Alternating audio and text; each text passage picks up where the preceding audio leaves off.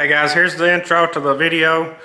We're going to try to do our best, the best we can to get you guys around our back 40, show you all of our racing history, where we got started, where we're at now. Hope you guys enjoy this video. Look forward to bringing it to you. And we're going to try to produce it a little bit better than what we normally do and try to make it a little higher quality. So hope you guys enjoy it. If you haven't already, make sure you hit the subscribe button.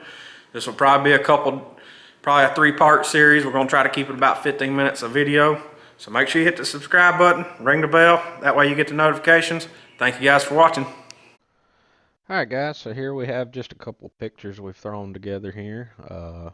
This is pictures from back through the years of when my dad was racing, all the way up to pictures of current times of cars that I've ran and cars that I'm racing now. We're going to go through here and kind of talk through each and every photo and give you the backstory of every one of them, and they'll be kind of chopped up and placed throughout this video as we walk around the property and show you the shop and our land and everything. So I hope you guys enjoy this. Just try to stick with us.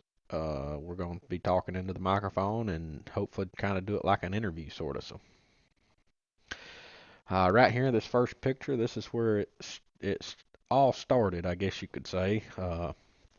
This was the Berry family as far as racing goes, and actually, if you could zoom in on these hats here that they've got on, it says B&B Racing.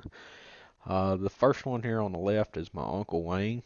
That's the one that we live next to. We refer to him a lot as my other uncle that raced with my dad. So anytime you hear us talk about the other uncle that we had that raced, that's who we're referring to. The next one with the glasses there, that's my Uncle Charlie. That's my dad's oldest brother. That was the one who, anytime something was broke, he was the one that was going to fix it. So, you know, he loved working on cars and loved doing mechanic work. He was just a very good all-around help. That's one that I always say that if he was still around when I'd started racing, you know, I couldn't have want for nothing. So, then the next in line is my dad's mom. I refer to her as Little Granny, and you know, everybody always said she was like 90 pounds soaking wet, you know, maybe, but anytime a fight broke out at the track, she was the first one there. So I guess big things come in small packages, I guess is what you could say. And then of course you've got my mom and my dad, and then the last one in the picture there is that's my granddaddy. That's my dad's dad. That's the one who we always refer to as actually a lot in this video here. We're going to refer to him as the one who, you know, this was granddaddy's land or whatever the case may be. But people that know us, we always refer to something as being berry rigged, and he was the inventor of berry rigging.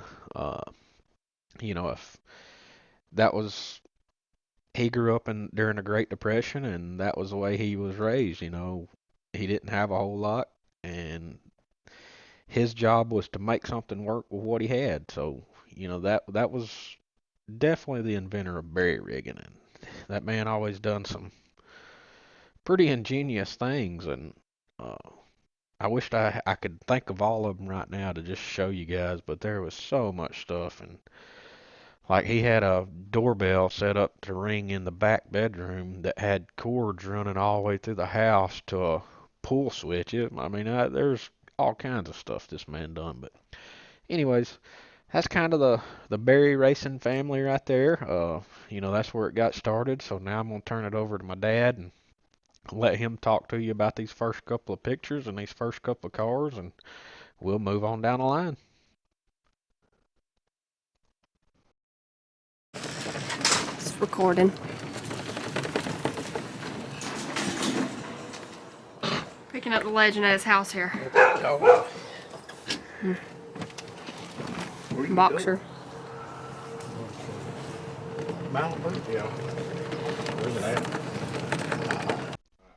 Alright guys, hey, this is the first bomber car we had. It was a 68 Chevelle. I bought it out of junkyard.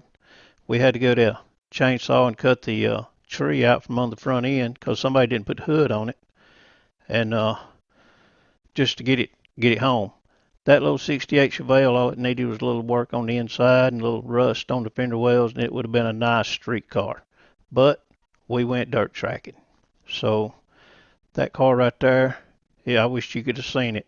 We had screw jacks, but what they was all threads running through the coil springs, and it actually handled pretty good. But it was a fun little old car. We built it by the rules. That was the worst mistake we done. We should have built it like we should have, just built it the way we thought we needed it done. Because we got down there, we was racing with some lighter cars that had been hulled out. This car still had the passenger skin door still on it. But it was a lot of fun back then. I finished, I believe I finished third in the points that year with that car. Had a lot of good battles with it. Uh, we started the season at Gadsden Raceway on Sunday evenings. I always enjoyed the Sunday evening races. Then when it warmed up, we went to Saturday night. That was a lot of fun. The paint job was, I found this lady had a 5-gallon bucket of paint, and I went and bought it for $20, and that's the way my cars looked for many years. That orange, kind of orange color, and I always had white numbers and white wheels. And the 27, you see the 27 on it, that was the first number I got when I played football, and that number stuck with me from here on, and it's been run today. And also, right at the end of the season, we had blowed about 2 motors in that car, and we didn't have nothing left but an '69 Chevrolet Caprice out in the yard with a 400 automatic in it. We dropped that wore-out motor in there, and the automatic transmission won the last, I believe, the last 3 races with it. But that was a fun year. Okay, this is the second car we had. This was a '69 Chevelle, but it was on it's like an asphalt frame.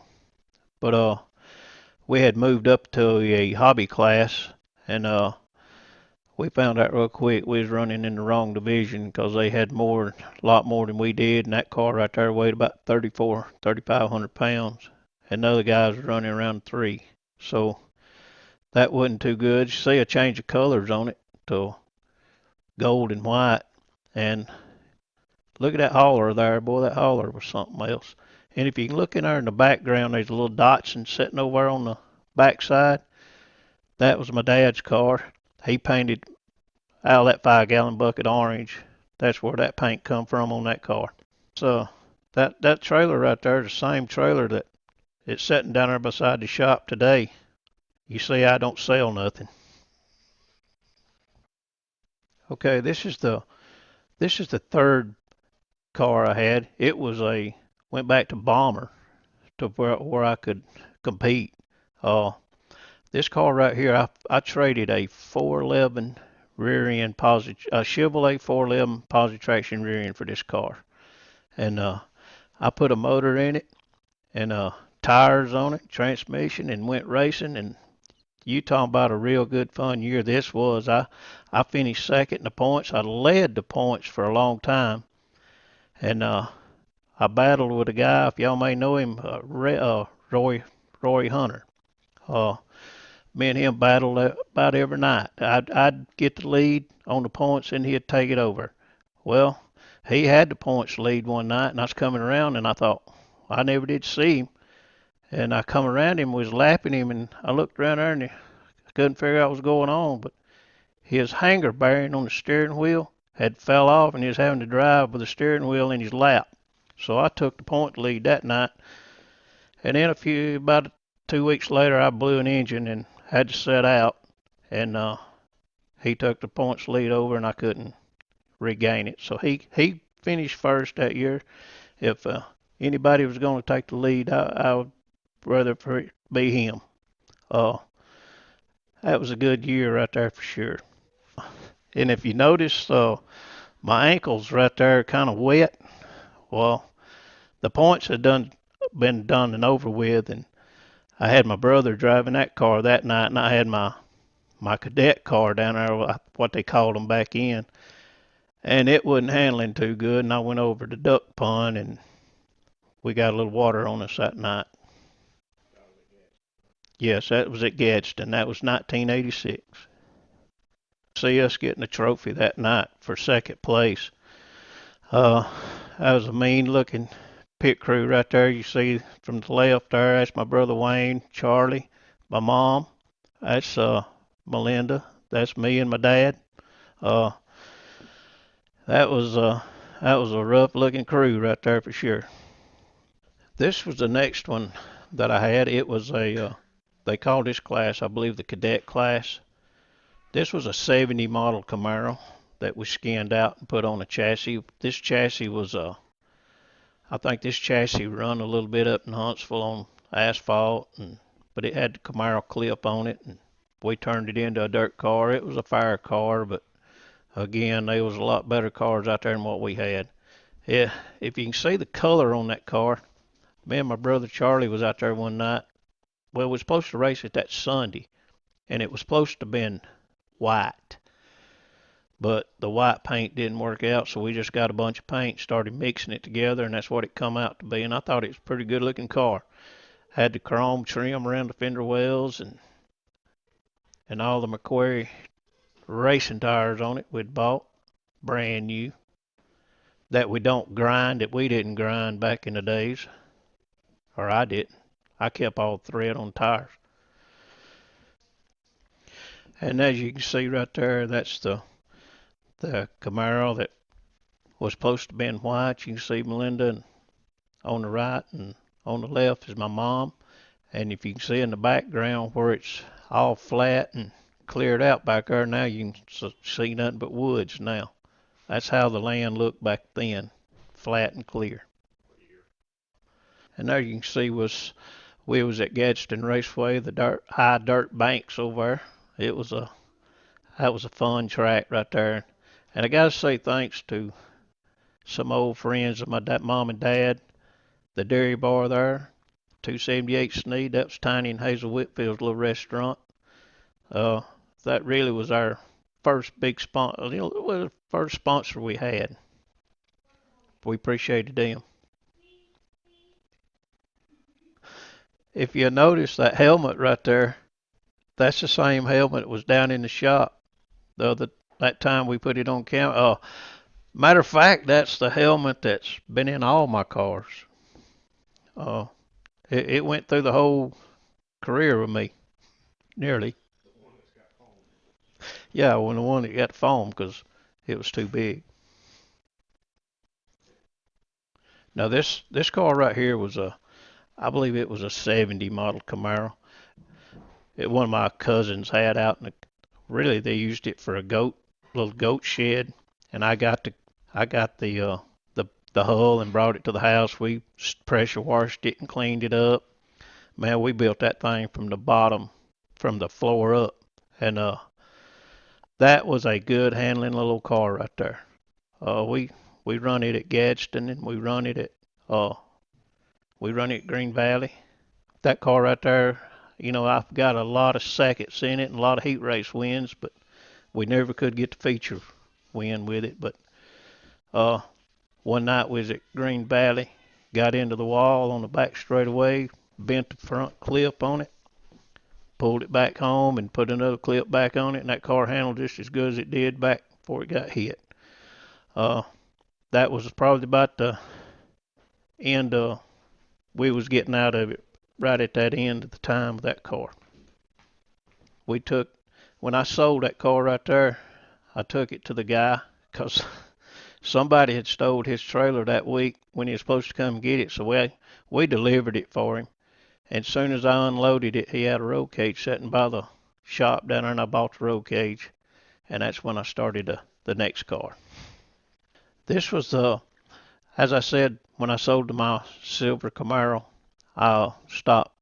They had a roll cage right beside the shop, and I bought it. This is the car I started on. It was a '79 Malibu.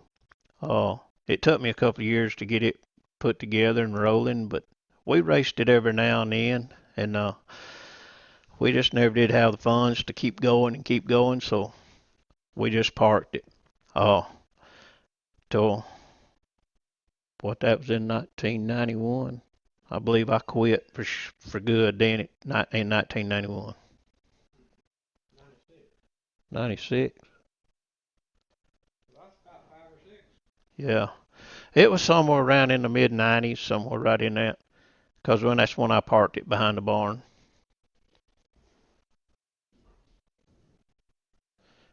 And if you notice right there on the front end of that car, look at the front nose. That is a fiberglass Firebird nose. Because one night we got in a little wreck at Green Valley, and when I hit, it busted the nose and it scattered it all over the track. So that's when we come back with the regular plastic nose the next couple of weeks. Oh, there it is. Oh gosh, what in the heck is this? What kind of reaction was that? What do you mean, oh God? Look at that, Dallas. Just like I expected. Dallas, ain't that prize? What do you mean Just like I That's expected. prize possession right there, Dallas. Where? Where? I'm trying to find the prize. It does got front wheel on it, don't it? Yeah. Where's the front fender?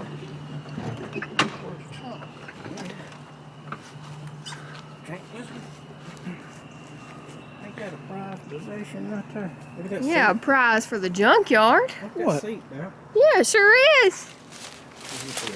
Yeah. Look at that seat. Look in there in that seat. Oh! Oh, it stirs. Oh! Oh God. That's factory seat right there. Get a load of this. Hand painted. Are you not getting stuck? That don't matter. Oh my God. Getting stuck. He's too excited right now. Are they under there?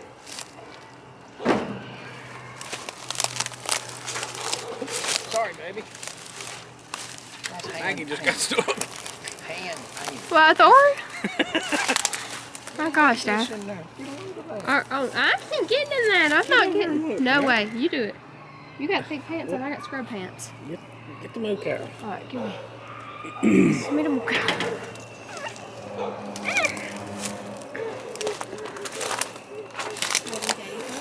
Factory seat. Stuart Warner gauges. The Dawn dish detergent wasn't in there. There was a tack, a fire bottle, or a fire extinguisher. Does make it a little brighter on this camera here. Yeah. Those page maybe went back to it. There might be a snake under there. Oh, can't see nothing right there. Dallas, that's really the first time you've ever seen it. That really is the first time I've seen it. Oh, the guard dog's after us now. Oh no. Hi, baby. Hi, sweetie. Hi, sweetie. It may look like it right there, but it ain't never been flipped. Hi, sweetie. It looks a little rough right there, though. Well, the hood and all looks, Oh, that's straight as an arrow. looks a little rough. That's straight as an arrow.